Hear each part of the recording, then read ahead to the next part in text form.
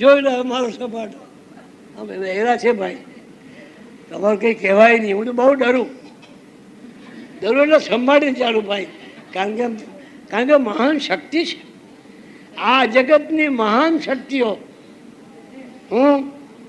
અને એ મહાન શક્તિ વડે જ આખું સૃષ્ટિનું સંચાલન થાય. ભગવાનથી નથી તું એ મહામાયા જગદંબાઓ. તમે જે આપણે નવરાત્રમાં નવ દુર્ગા, એ નવ શક્તિ, ભગવાન તો એક જ, પણ એને ભગવાનને બી નવ રૂપ લેવડાવ્યા. ભગવાને નહીં લીધા, પેલી શક્તિઓ લેવડાવ્યા. ભગવાને નવ રૂપ લેવા માટે શક્તિઓ ભગવાને મજબૂર કર્યા. નવ દુર્ગા, નવનાથ છે ને, નવનાથ નવ દુર્ગા છે ને.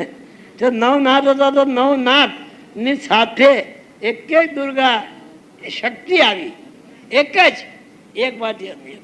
તે ભગવાનને બી કમ્પલસરી રૂપ લેવા પડ્યા. એ કોની શક્તિ? આપણે બી, આપણે જો તમે જો ભગવાનનું એ કરો તો તમારી બી શક્તિ તો ખરી જ, નહીં એવું નથી.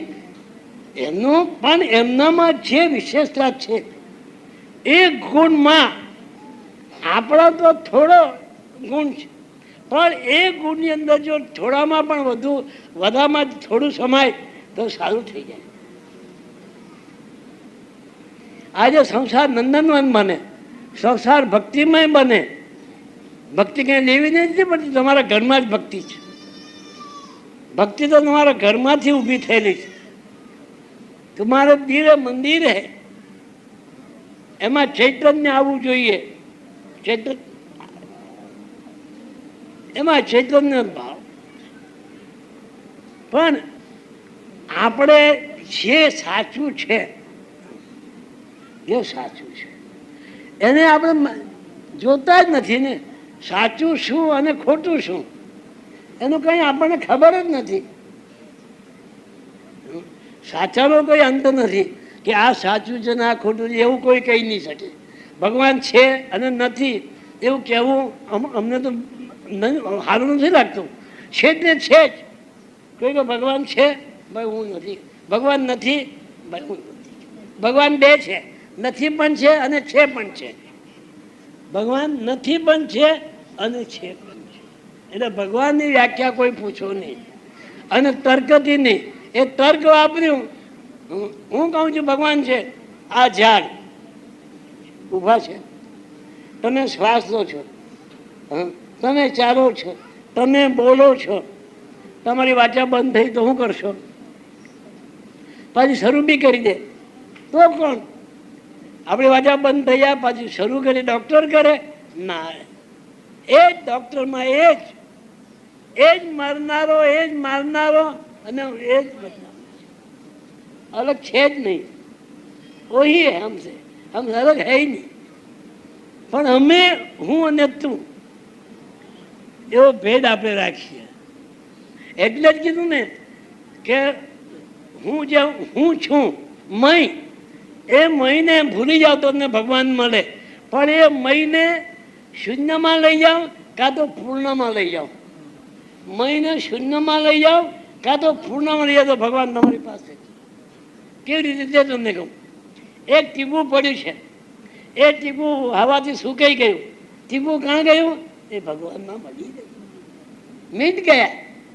ટીપું છે મીટ ગયા તો ક્યાં ગયા? ભગવાન. પણ ટીપું રહ્યું તો સાગર બની ગયો, वो भी पूर्ण हो गया. वहाँ शून्य हो गया, पूर्ण हो गया. ટીપું સુકાઈ ગયું, શૂન્ય થઈ ગયું. ટીપું રહ્યું બિંદુ તો સાગર થઈ ગયો, તો પૂર્ણ હો ગયા. એટલે પૂર્ણ થાવ કાં શૂન્ય થાવ તો તમને એ મળે. અને જ્યારે તમે શૂન્યની એ કરો ત્યારે તમે પૂર્ણ થઈ જાઓ, અને પૂર્ણની આરાધના તમે શૂન્ય થઈ જાઓ. તમે જ્યારે શૂન્યની આરાધના કરો ત્યારે તમને આપણે મોક્ષની એ થઈ જાય તમે. અને આનું કરો ત્યારે બ્રહ્મમાં થઈ જાય, કે જુદા થોડા છે. પેલું નિર્વાણમાં જતું રહે, શૂન્યવાળો નિર્વાણમાં જાય અને પૂર્ણવાળો ભગવાન બ્રહ્મમાં જાય. પૂર્ણવાળો બ્રહ્મમાં જાય, શૂન્યવાળો નિર્વાણમાં જાય. કોણ નિર્વાણમાં જાય? કે જે જાગતો મરી જાય તે.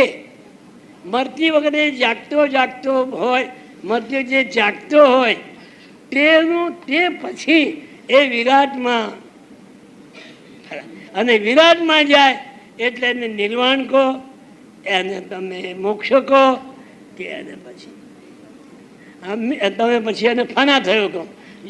યોગીઓ ફના હો ગયા, મોક્ષ થઈ ગયો, निर्वाण पद में चला गया, क्योंकि उसकी हस्ती रही नहीं.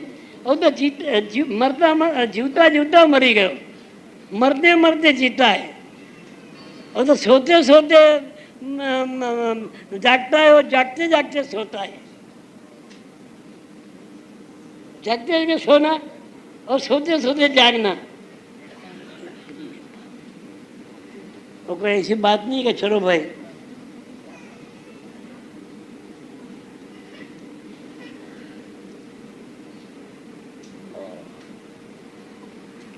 થોડી વાર્તામાં આપણે ગયા. છેલ્લા તમને આધ્યાત્મિકતા બતાવી છું, વાર્તામાં ગયા પણ આધ્યાત્મિક તમને કીધું છું. કેવી ઝરીકો ઝરૂકો ખુલી ગયો, પણ મેં કીધું ઝરૂકો આમ જ ખુલે. એટલે આમ જે જોયું તો જોઈ લે. પ્રહલાદ વખતે નૃસિંહ જન્મ્યા, પેલાને માર્યો ને પછી બંધ થઈ. हम सबकी आस्था का धाम ब्रह्मलीन परम पूज्य श्री साने दादा की अखंड धुनी. धृतिमान नाथ संप्रदाय के वर्तमान गादीपति विश्ववंदनीय परम पूज्य श्री छोटे दादा का संकल्प प्रण. हजारों लाखों श्रद्धालुओं का दुख दूर करने वाला, प्रेम और भक्तों की अपार श्रद्धा का धाम, वो है हमारा नवनाथ धाम, ब्रह्मलीन परम पूज्य श्री साने दादा समाधि मंदिर.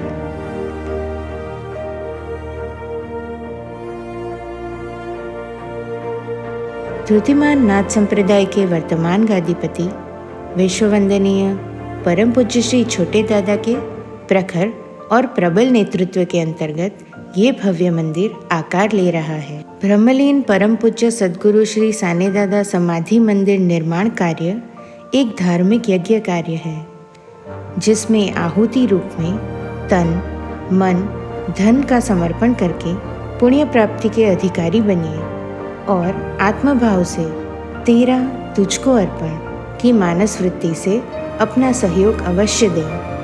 मन से देंगे तो भीख कहलाएगी, विश्वास से देंगे तो दान कहलाएगा, आत्मभाव से देंगे तो धर्म या कर्तव्य कहलाएगा. आपका दान माँ विमला अखूट अन्न क्षेत्र ट्रस्ट में करें. आपका दान मूल्य आर्टिकल 80G के तहत आयकर से राहत दायरे में आएगा. दान करने के लिए संपर्क करें 9726970692 और 99137199765.